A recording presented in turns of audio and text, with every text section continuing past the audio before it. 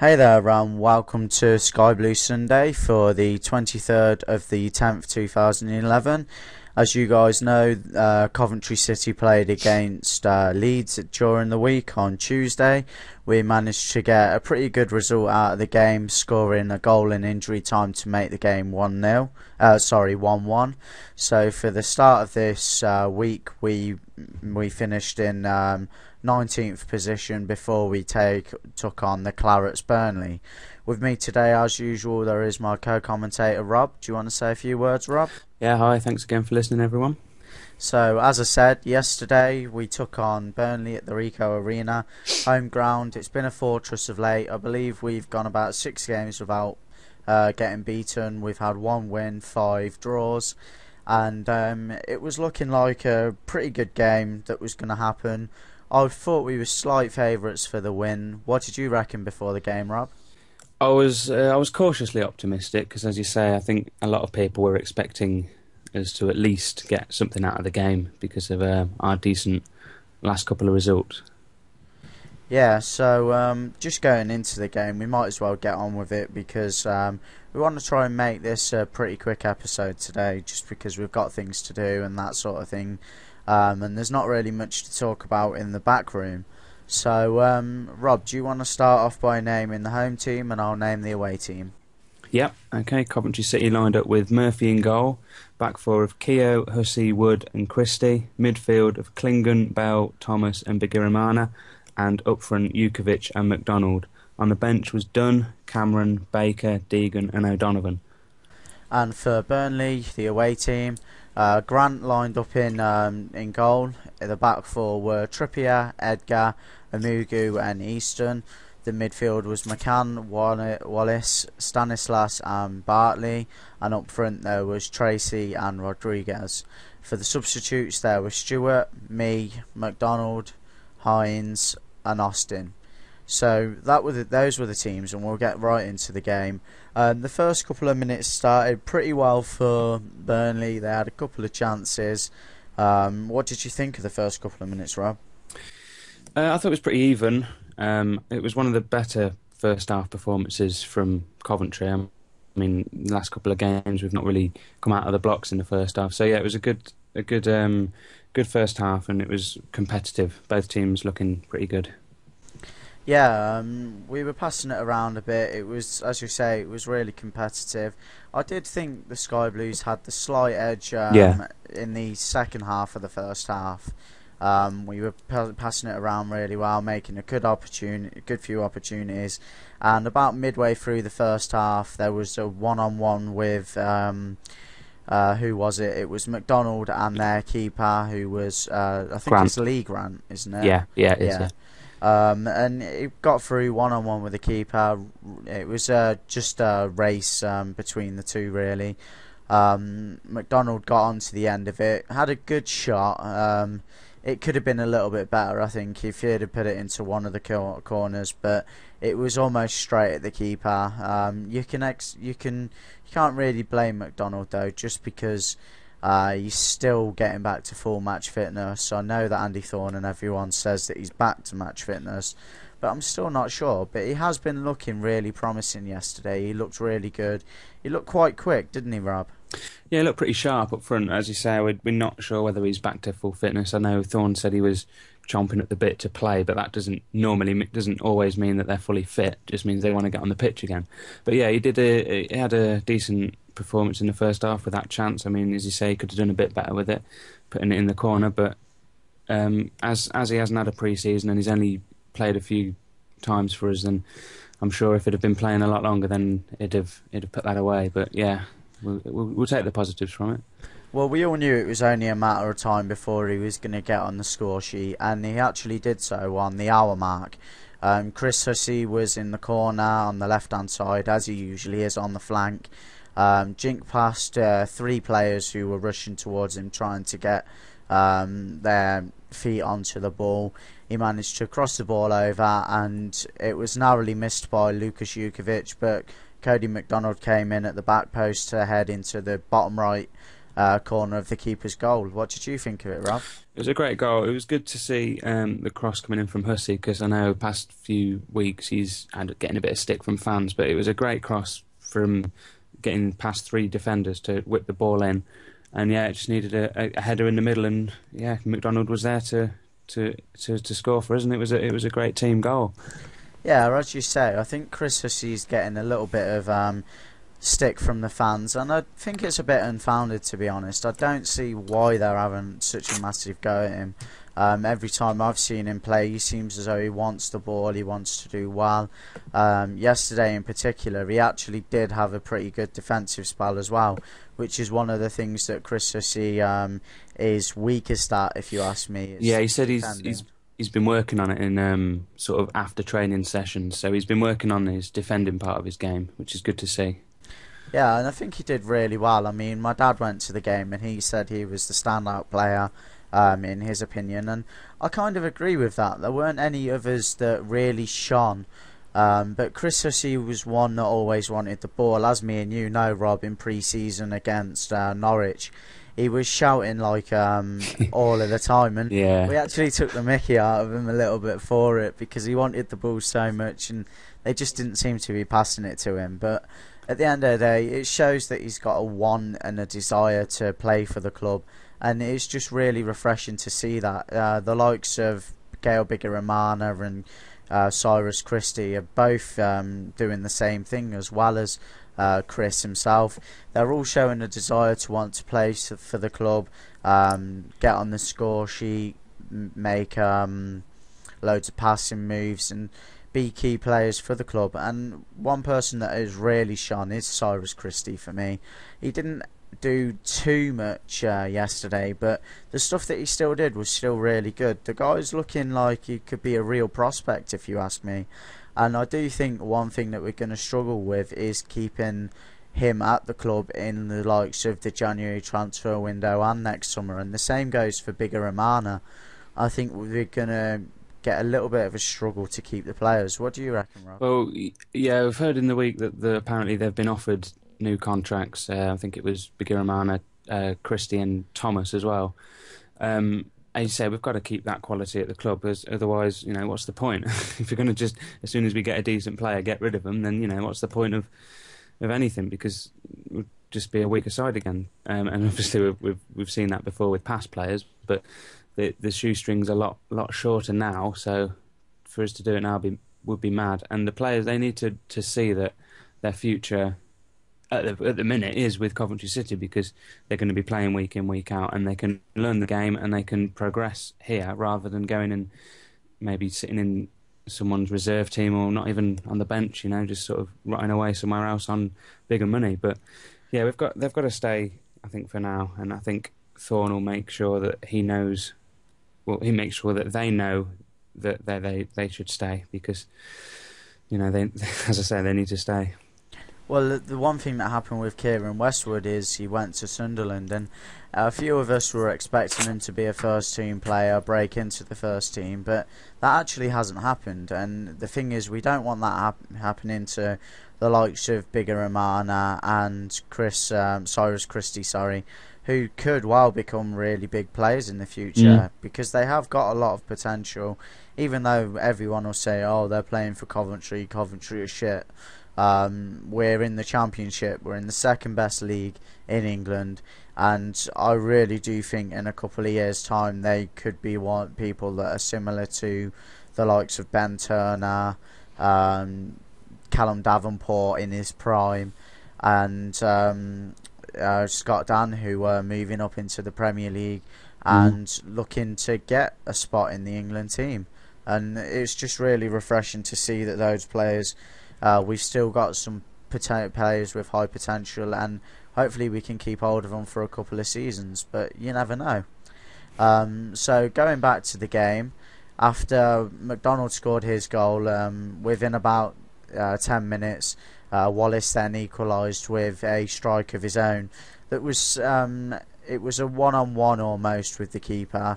Keeper rushed out, and Wallace just smashed it to the top left-hand corner of the way we were looking at it, to the top right of of Joe Murphy's goal. What did you think of the goal, Rob? In the build-up to it, there was a couple of lucky deflections that led to the Cov defenders sort of being out of position. But yeah, it was one of them goals. Really, it was a good finish. You can't take that away from him. But yeah, in the build-up, some passes should have been blocked and things like that. It was a preventable goal, but you can't deny that it was a class finish. Then on the 80th minute, unfortunately, Gael Bigaramana, being such a young kid in the team, I think he was looking to try and get the City back on, back in front, and just saw a little bit of the red mist descend, so to speak. And he went in with a two-footed tackle on, I can't remember who the person was, but he didn't touch him. But at the same respect, my personal opinion is it was a red card, and it was pretty much a blatant red because of the fact that he went in with 2 feet in the air, stood showing, and it just looked a bit like a nasty tackle. I mean, the people on the radio said the exact same thing, that it was a straight red, but the guy's 18 years old. Hopefully the City won't get on his back. The crowd won't get on his back because he's still learning his trade. He's going to have those odd swings of adrenaline every now and again for the next year or so until he starts to learn his trade a little bit more. What did you think of the red card, Rob? Yeah, it was a misplaced pass. He was trying to find, I think it was Hussey on the wing, and it was a short pass and it was intercepted. So yeah, you say it was a bit of a rush of blood. In football these days, you can't go in with 2 feet off the ground. I mean, there's no malice in it, but you just can't do it, and it's a sending off offence, unfortunately. But it's hard to. I know you can say he's a young lad and everything, but you've got to learn from it, and you've just got to, it's all part of the learning experience, isn't it? He'll now know that. That you can't get away with things just because you're young, and that the same rules for everyone. And it was just unfortunate that in the way it happened, and it unfortunately went on to change the game.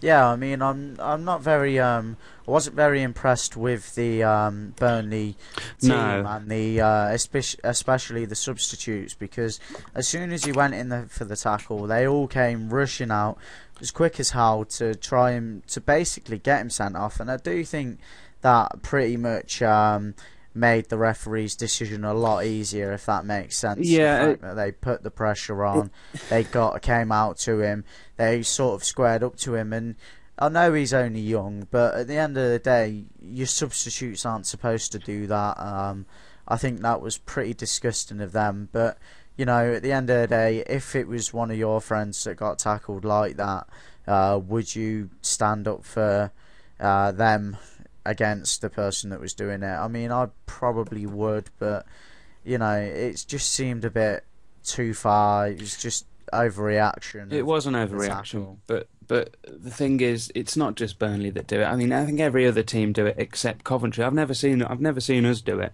So maybe, I don't know, I don't know, maybe too nice or something. But it was an overreaction, and to see players brandishing fake cards and everything, it's not nice to see. But it's not just Burnley that do it. But it's another thing that's happening in the game.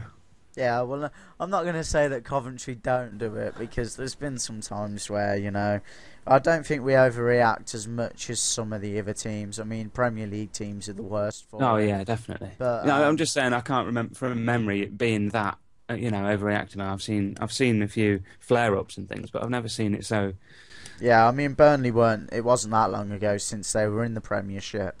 So maybe they brought that forward a little bit, and well, maybe a lot of players seem to go and overreact now, and it just wasn't very good. But saying that, it was a definite sending off, and I think it was a definite sending off straight away as soon as he took the tackle. But as you'll find out later on in the post game, my opinions of the post game, it wasn't all one-sided. So we'll get onto that in a few minutes. So after Bigaramana got sent off, Coventry were looking a bit ragged. I could actually see another goal coming from Burnley, and it actually happened in injury time. I can't remember how the goal went in. I saw it yesterday, but I can't remember how it happened. It Can you was, remember, Rob? yeah, it was a corner came in, and O'Donovan at the front post was by himself. He should have just hoofed it into the crowd, but he sort of it miskicked. He miskicked it, and it went into the middle, and there was a bit of a goalmouth scramble, and then I can't remember which Burnley player it was, played it through to Austin, who found himself onside, and yeah, in the 6 yard box, scored. Yeah, looking back on it, I do actually remember it now. It was on the Football League show. And originally at the first point I said it was offside. Messaged a mate who was online at the same time, and he said he thought it was, but I actually managed to rewind and take another look at it, and Sammy Klingen was actually playing the guy on side, so it wasn't an offside goal, it was just a well taken goal from Austin. It was poor defending again, though. Yeah, the one thing I think that we have lacked late on in every game near enough now is a good defensive system. I mean, yeah, okay, they do well, but it just seems as though there's always one or two mistakes when it gets to crunch time. I mean, even against Nottingham Forest, we were on the edge. They had us on the ropes, and if they had another 5 minutes, it may well have gone into.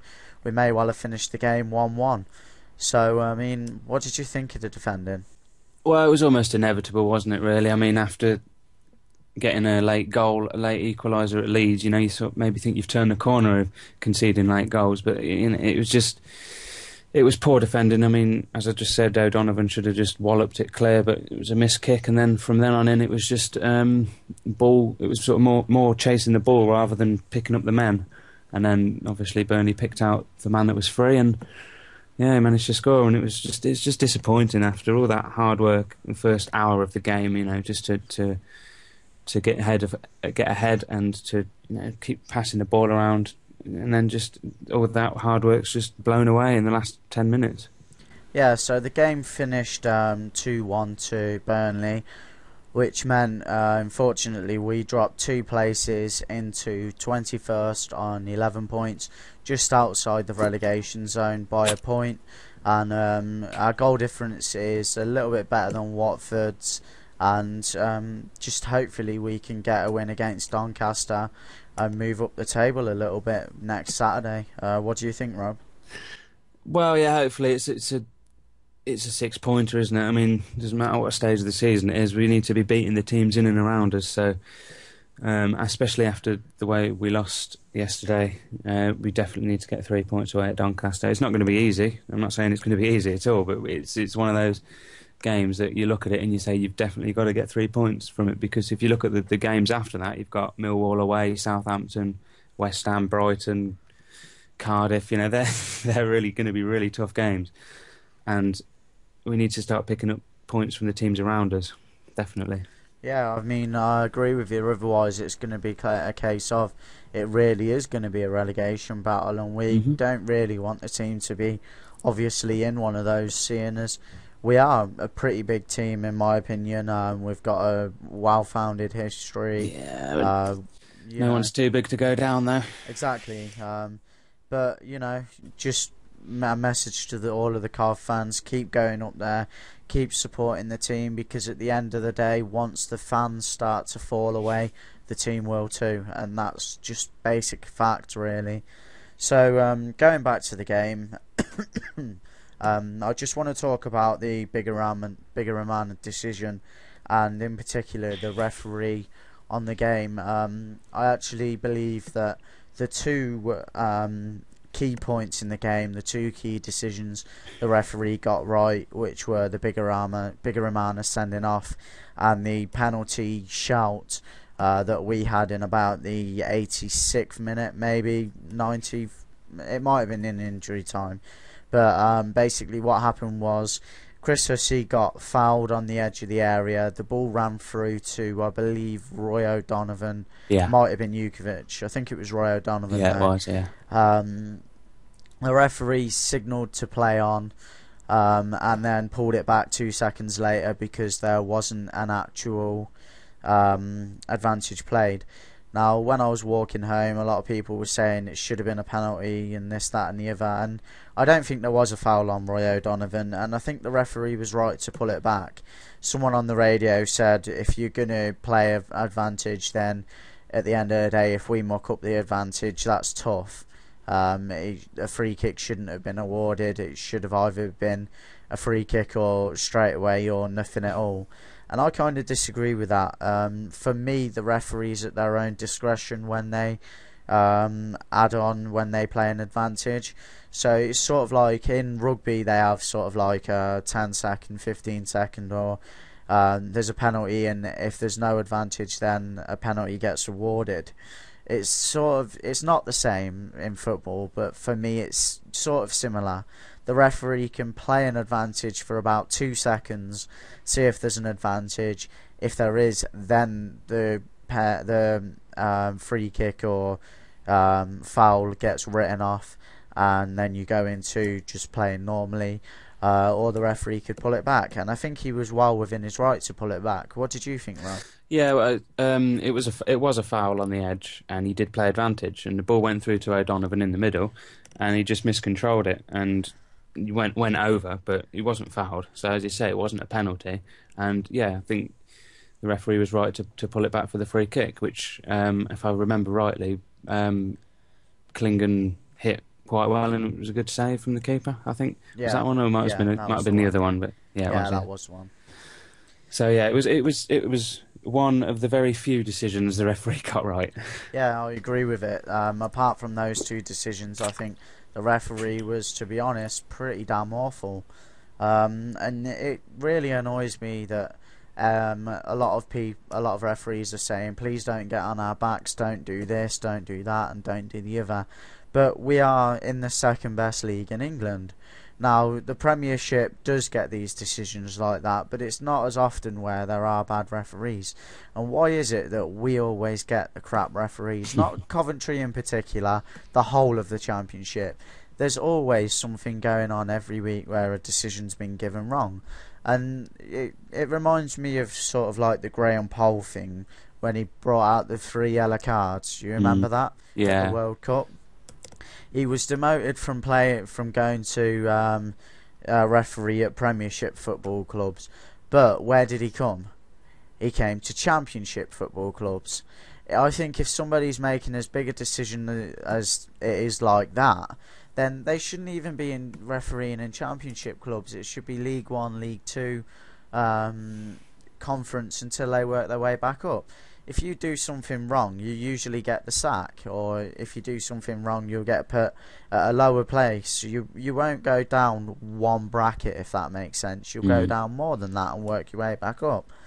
And it seems as though we're always getting the referees that are making the mistakes in the Premier League, and then they have to go through us and make mistakes in our league to then go back down. I mean, the referee, I can't remember his name, but he sent off one of our players in the last match he refereed for us as well. I can't remember when it was or anything. It was like that, Craney, I think, against Leicester, I think. Yeah, last season. Yeah, that was the one. I can't remember what it was like, but you know, I admit that there was a sending off, but it was really poor. There were 2 sendings off that he could have given. Well, yeah, that's what annoyed me the most. It was 2 things. It was the petulance and it was the inconsistency, because about 5-10 minutes after Bigger got sent off, he got sent off rightfully.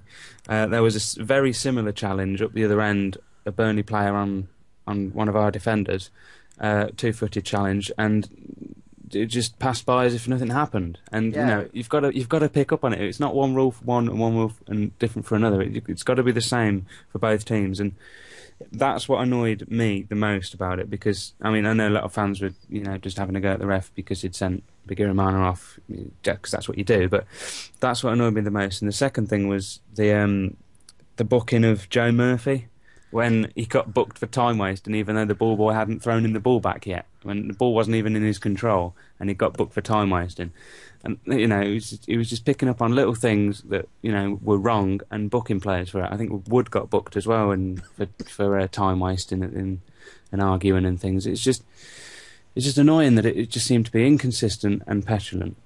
Yeah, I completely agree with you. I mean, the yellow card for Joe Murphy was completely stupid because, as you say, the ball boy had got the ball. There was nothing that Joe Murphy could do about it. But there was also a couple of incidences where Amugu, he got Yeah. yellow carded in the first half. It might have Hmm. been Edgar. I think it was actually Ed. Was it Amugu or No, Edgar? it was a Mugu. And he got yellow carded in the first half. I mean, the BBC website's saying he didn't, but I'm 99% sure he did.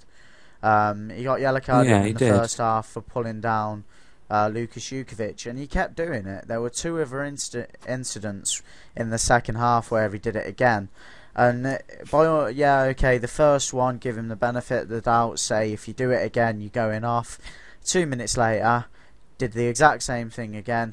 Nothing awarded, and no yellow card, no free kick, no nothing. And it really is sort of annoying when you've got a big, strong striker that's trying to head balls down that other players can get onto, and it's just pathetic, really, that they're not giving the strikers the benefit of the doubt when they Yeah, always give we talked defenders about this. benefit We of the talked about doubt. this last week, didn't we? About Jukovic. Yeah, And I think, yeah, you're right that Amugu got booked, and then he got substituted because, they obviously didn't want him to get booked again. the Burnley Because manager knew straight away that he was going to get sent off if he yeah, didn't stop it, so that's that's why why he he took him pulled him off. off.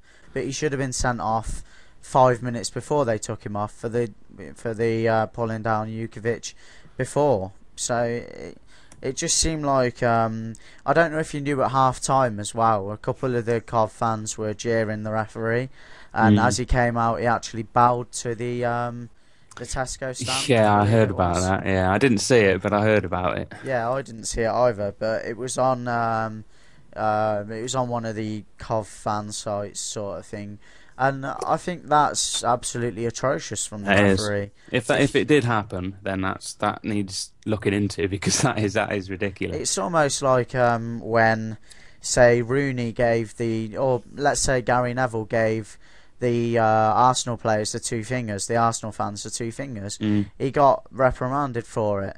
And for a referee to do it, it's even worse because they're sort of like the official of the game. They're supposed to know better. And I Mm. mean, I hope they have got video footage of it, and I'm sure they probably will do. And I'm hoping that referee gets a big fine because it's almost like winding up the fans, which It is. It's again, incitement, isn't it? the past couple of weeks isn't the best idea, seeing as all of the rows are going on with Sisu, the fights and stuff. You're just riling up the fans, and it's not going to make for a good ending. Incidentally, though, there wasn't any Sisu out chance when we were 1-0 up. So Yeah, if if we're playing well on the pitch, which maybe needs a couple more players. If they were to splash out a little bit of cash on a couple more players, then it would take the attention off them and put them in a positive light. But yeah, we're not going to talk about off the field stuff. I'll be off on one if we talk about that. but yeah, again, McDonald being subbed. What did you think of that? I personally thought it was a bad decision because McDonald was playing quite well at the time, and he Yeah. got substituted off, and maybe it's something to do with his fitness, but I don't know. What do you reckon? In hindsight, well, I think we 1-0 up when he took him off. I believe so. Yeah. Yeah. So in hindsight, you can say it was the wrong decision to make, but it scored and it done his job, and maybe we don't know it picked up an injury or something.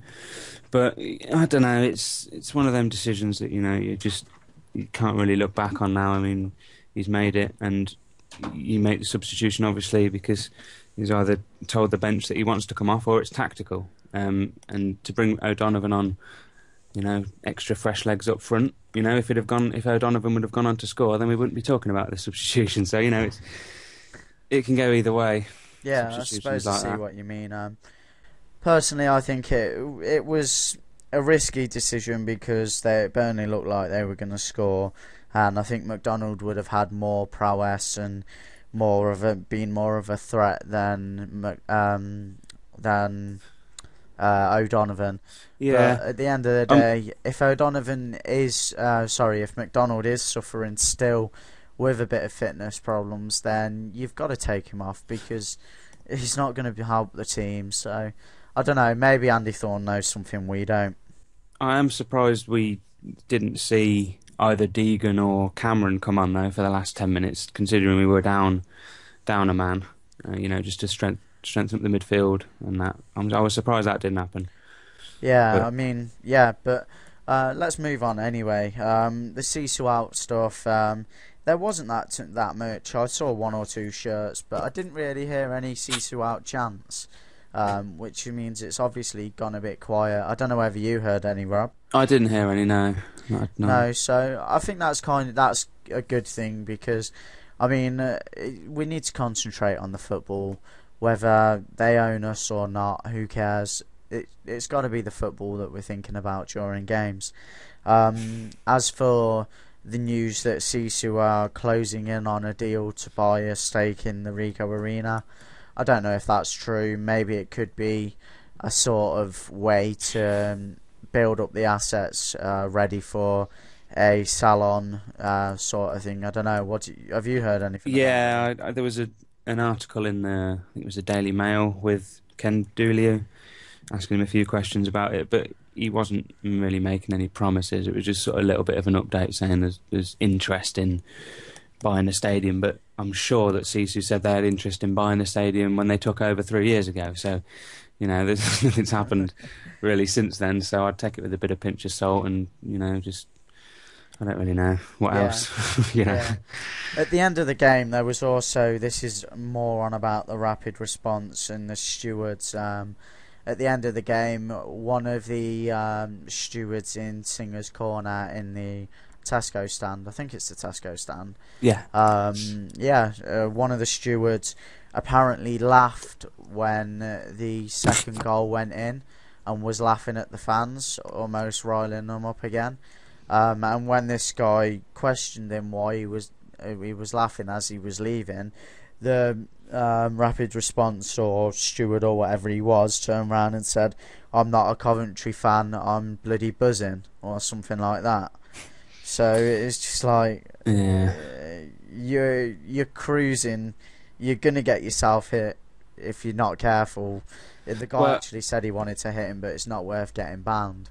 Again, yeah, I've only heard the same rumour on an internet message board, but again, if it is true, then that also needs looking into, because again, that's incitement, and that's obviously going to cause trouble, isn't it?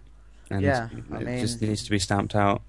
I mean, with the whole stuff that's gone on with the Sisu out banners and the fights there, you would think that the rapid response and the stewards would think better than to wind up the fans, because it is just going to cause another fight.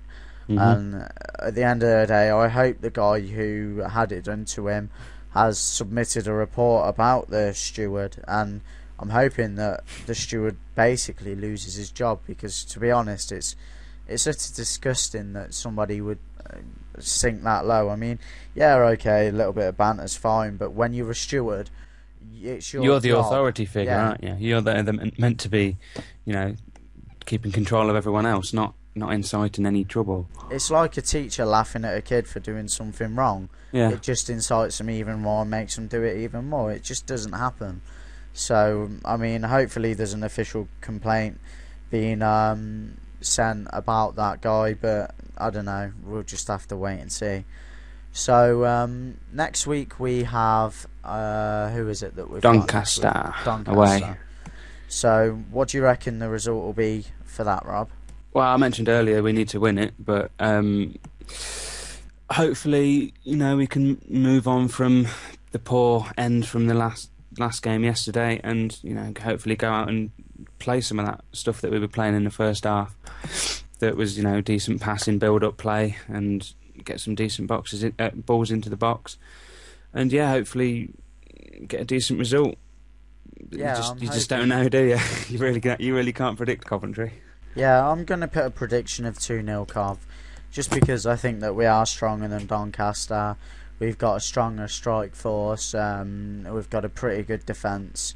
And I just reckon that we're going to beat them 2-0 I'll go back to our old ways. I'll go for 2-1, because Doncaster have done what we haven't, and they've brought in a couple of loans, to strengthen their squad. So, it'll be a tough game. So, yeah, I'll go for 2-1. Okay. So yeah, just want to say thanks for listening, guys. It didn't turn out to be a short commentary or recap at all. It's actually been 35 minutes, but yeah. So cheers for listening, guys. If you've managed to get all the way through this, you're a real trooper. Cheers for watching. Take care, guys. Rob, do you want to say a last few words? Yeah, thanks again for listening, and keep the faith. See you guys soon. Take care.